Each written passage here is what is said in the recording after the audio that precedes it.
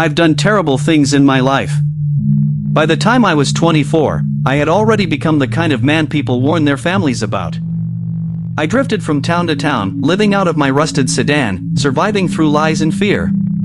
My favorite targets were lonely elderly couples living in isolated homes.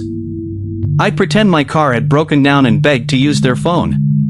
Once they trusted me enough to let me inside, I'd rob them fast and disappear before sunrise. One freezing October night, I found a perfect house sitting alone beside a narrow country road. No nearby neighbors. Thick woods behind it. Easy escape route. Or so I thought. At exactly 9:15 p.m., I knocked frantically on the front door, pretending to panic about my pregnant wife stranded in the car. An old woman answered. But something about her smile felt wrong. She wasn't nervous. She wasn't even surprised. Instead, she calmly invited me inside. The second I stepped into the living room, the smell hit me. Rotting meat mixed with mildew. Then I heard heavy footsteps behind me. A massive man entered holding a hunting rifle. He looked no older than 30. My stomach dropped instantly. This wasn't supposed to happen. Young people never fell for my tricks. The old woman introduced him as her son. Then she started yelling for her husband, Hank, to come into the room too. That's when I realized they were slowly surrounding me. I backed toward the front door while the old woman kept asking creepy questions in a soft voice. Leaving so soon? Don't you still need our help? Then I heard the click of the rifle. And suddenly, every survival instinct in my body screamed run. But escaping the house turned out to be the easy part, because what waited for me outside was far worse. I slammed through the front door and sprinted toward my car, my heart pounding so hard it felt ready to explode. Behind me, I could hear the old woman shouting my direction while Hank yelled something I couldn't understand. The giant son with the rifle never said a word. When I reached my car, I froze. All 4 tires were destroyed. Not flat. Slashed. Deep cuts ripped through the rubber like someone had taken a knife to them while I was inside. My hands started shaking uncontrollably. That family knew exactly who I was the second I walked through their door, and they had already planned for me not to leave. From the porch, Hank shouted, "He's outside." Then came the sound of heavy boots crashing across the yard.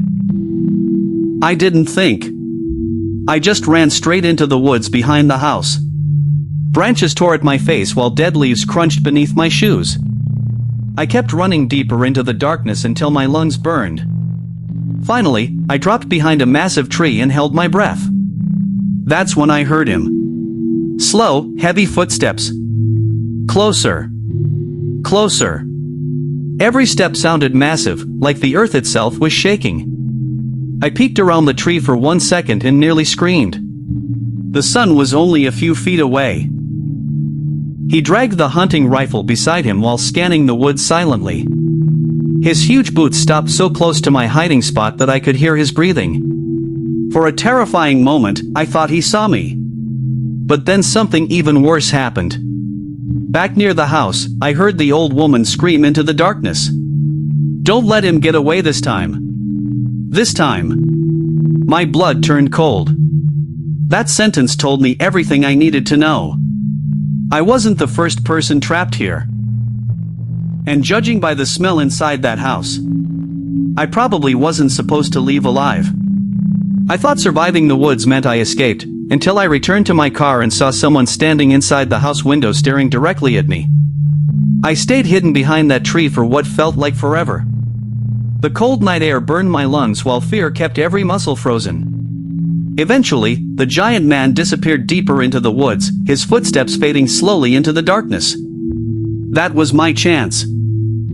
I crawled through the dirt as quietly as possible, terrified a single sound would bring him charging back. When I finally reached the edge of the trees, I looked toward the house. The old woman was standing at the front window. Completely still. Watching the woods. Watching for me.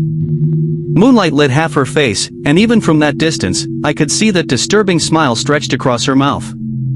She looked patient, almost excited. I ducked low and moved toward my ruined car. Every nerve in my body screamed that I was being watched. I expected the giant sun or Hank to burst out of the darkness any second. But nobody came.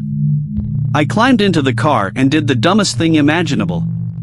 Since the tires were already destroyed, I put the car in neutral and let it slowly roll downhill away from the house without turning the engine on. The grinding sound of metal against pavement felt deafening. Still, nobody chased me. Once the car couldn't roll anymore, I jumped out and ran down the empty road toward town. My legs felt weak. My chest hurt. But fear pushed me harder than adrenaline ever could. After nearly an hour, I finally reached a gas station on the edge of town. The clerk asked what happened to me because apparently I looked pale as death. I lied and said I hit a deer. I never told police about the family. Because if investigators started digging into that night, they'd also discover the horrible things I had done.